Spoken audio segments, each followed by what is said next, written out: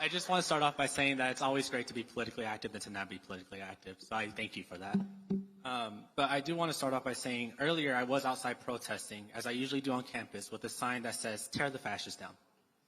Now, for those who don't know what fascism is, it's an ideology associated with Nazism. As I had this sign, not affiliating it to anybody, I had a group of individuals come up to me saying openly they were fascists attending your event and called me the F word while at it. It's not lies. Now, I am not here to call you a fascist. I'm not.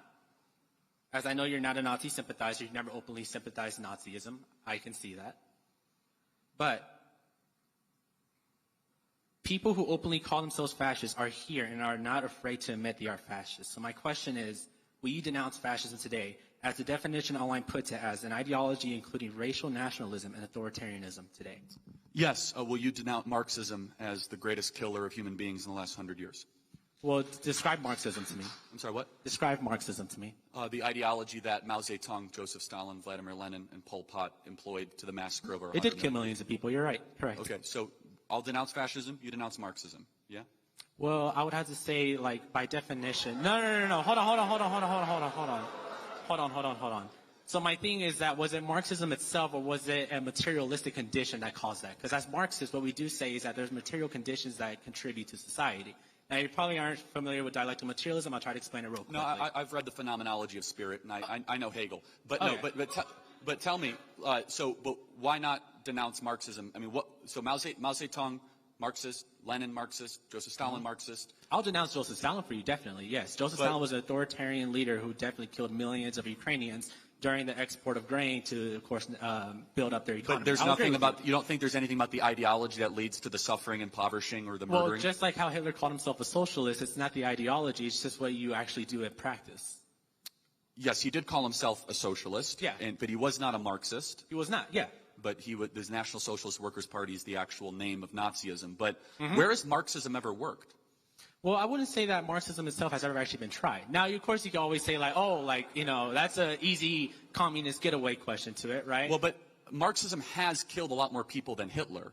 Everywhere it's tried, it results in famine, impoverishing, death, destruction. I mean, every failed country on the planet right now, including North Korea, is some form of a Marxist dictatorship. Well, so why is it hard to denounce that? Because it's easier for me to denounce fascism.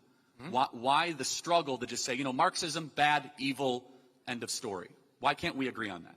Well, because if you look at, I'll give the example of North Korea. What we did is that we went in there during the Korean War and destroyed all their factories, right? Now, what did this leave? This left an impoverished society where they now had no means to, of course, get their needs because their factories were destroyed. So that's number one on why North Korea. Now, I don't like North Korea. I'm just saying that's one reason why. Has nothing to do with the Marxist leader?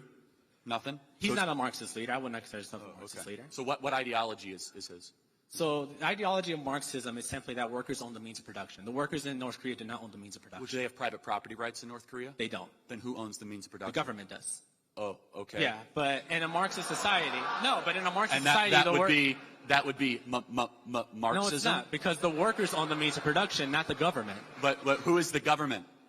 The government is the people, the bureaucrats. Oh, the bureaucrats who control the power. Okay, and that would be the people, the bureaucrats owning the means of production, otherwise known as Marxism? No. You're getting it all wrong. Literally, the word definition of Marxism is that workers own the means of production. Right. So where has that ever been tried or worked? You say it's never been tried ever? Yeah. Yeah, okay, got it. So even though the hammer and sickle and core Marxist ideology has been invoked repeatedly by these leaders, you're saying, no, not a Marxist. No, not a Marxist. No, not a Marxist. Over 100 times it has been tried on every single continent, from Mugabe in Rhodesia, which became Zimbabwe, to parts of India, to China, to Korea, to parts of Eastern Europe, to Central and South America, to Venezuela. None of that is Marxist, even though they say they're Marxist. Well, it's tampering with Marxism, because you have sanctions and you bomb their countries. So, I mean, if you want to call that Marxism, then if you sanction and bomb them, I guess that's Marxism. Wait, so how have we sanctioned and bombed these like Venezuela? Like Venezuela has sanctions to where we don't buy their oil anymore. Yeah, why do you think we're sanctioning them?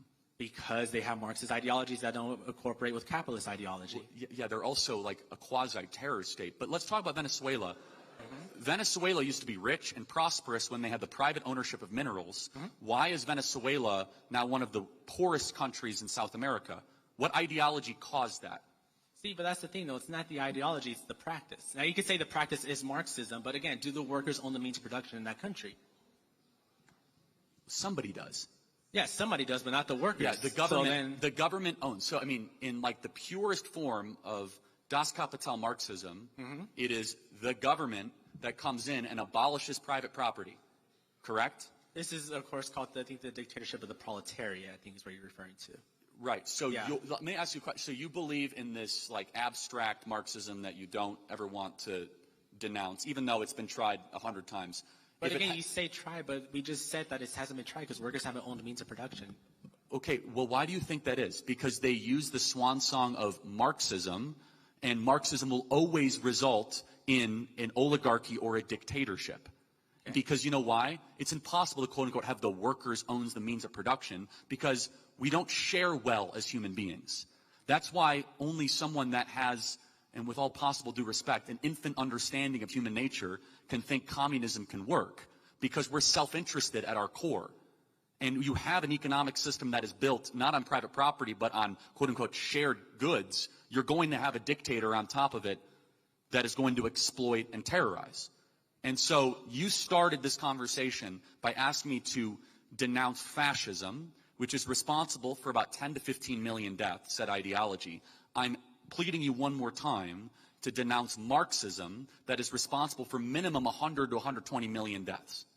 Okay, academics have proven that wrong. That's not true. That's from the Black Book of Communism. That has How many people did Mao kill? Mao killed about 30 to 40 million. How many people did Stalin kill? Stalin killed about 20 to 30 million. Okay, now we're at like 60 million, and I just named like 2 countries, man. Mm-hmm. Okay? So like we're out of the gate, and we're at like 60 million, okay? Yeah. So I can keep on going, right, if you want to talk famine, impoverishing, lowering of standard of living. But what I want to just reiterate as we close this out, there's this pathological fascination with fascism, and a complete ignoring that Marxism, which is the other side of the authoritarian coin, has been far deadlier, far more costly, and is far more popular. And I'll ask this final question. What do you think has a greater chance of catching on in America, fascism or Marxism? I would say fascism. Okay. You really think so? I really do believe that. Okay.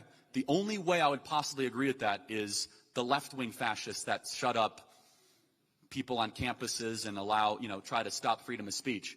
But it's just, I'm perplexed by your position and your inability and your unwillingness to denounce Marxism. I don't know how many, another 100 million people dead, maybe you'd change your mind. Thank you. Thanks.